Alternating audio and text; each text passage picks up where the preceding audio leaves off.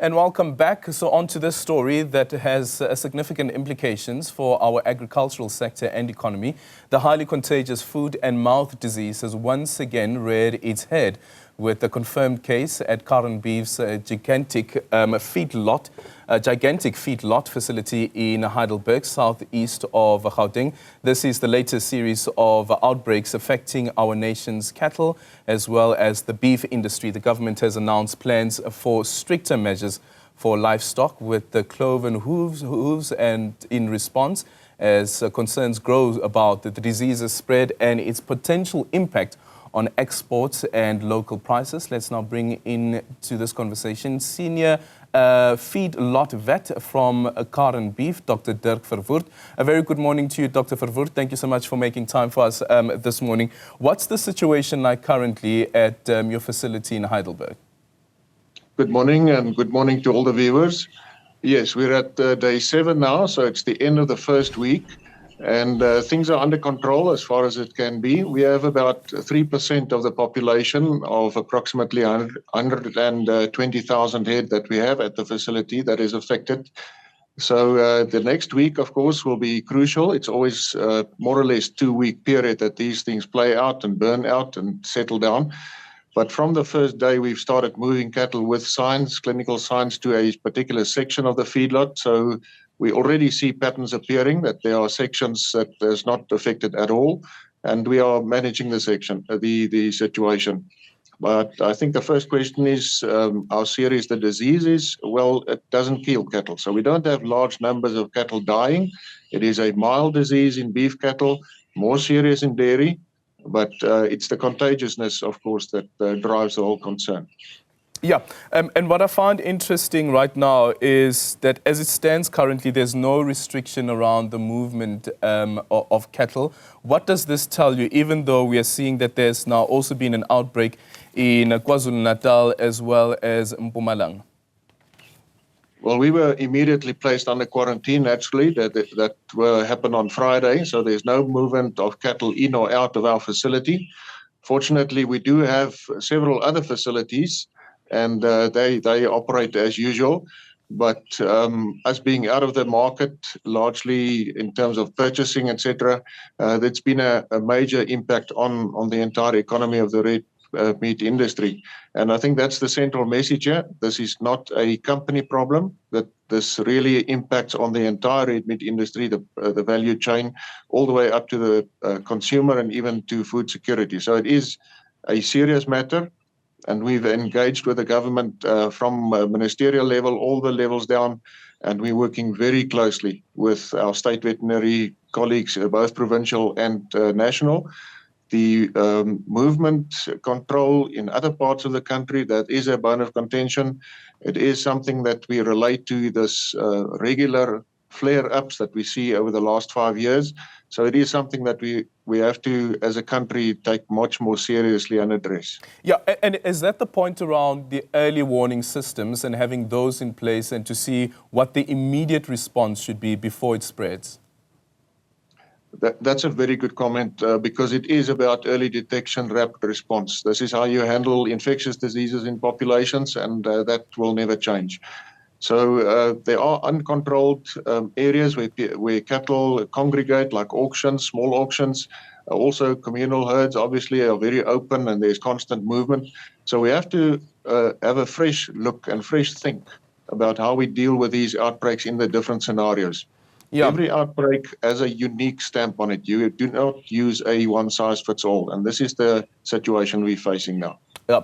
This morning we were sharing with our viewers some of the headline stories in the various newspapers, and one of those is looking at a call that has been made by a butchery. This is in the Western Cape, warning its customers of this outbreak, but also the impact that it's going to have on supply. Speak to us about what this means for the individual, the person who goes to the shop, the end user or the end buyer of beef. Could we see an increase in the price of beef because of the availability?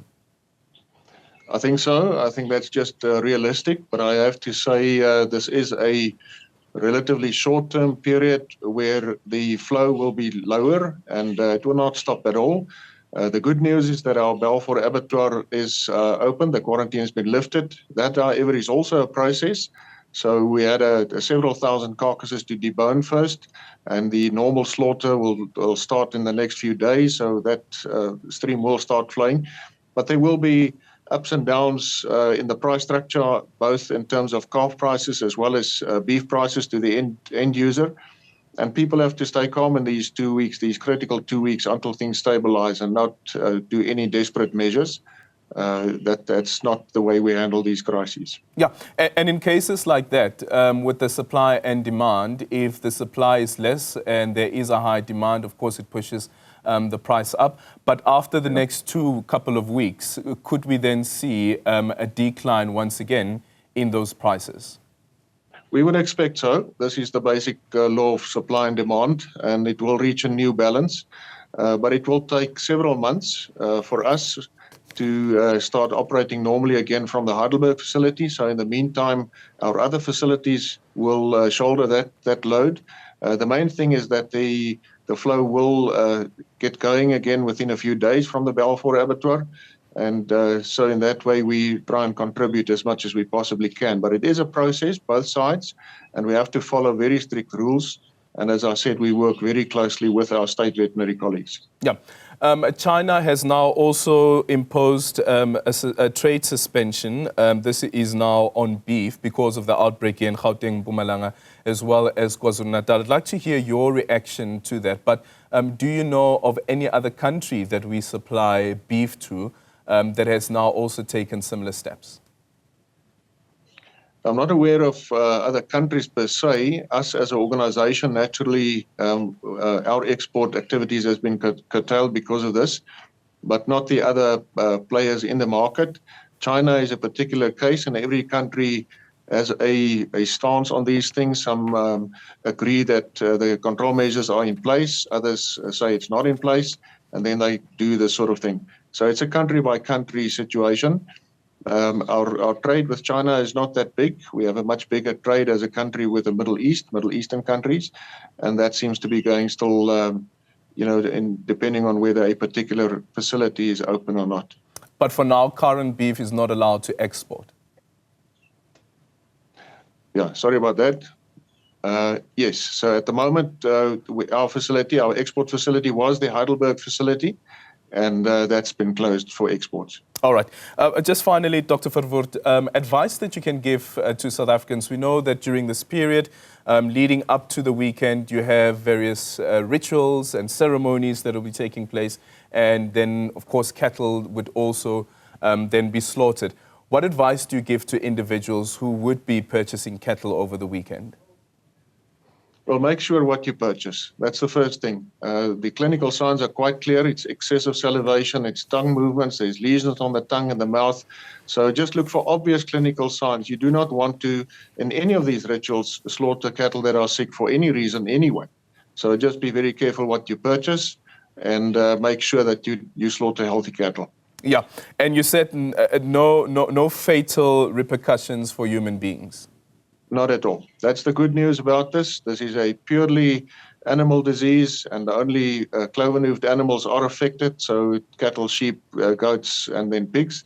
So it has absolutely no human risk at all. The quality of the product that you've been used to, that is the quality that you still get. So absolutely no risk to the end user.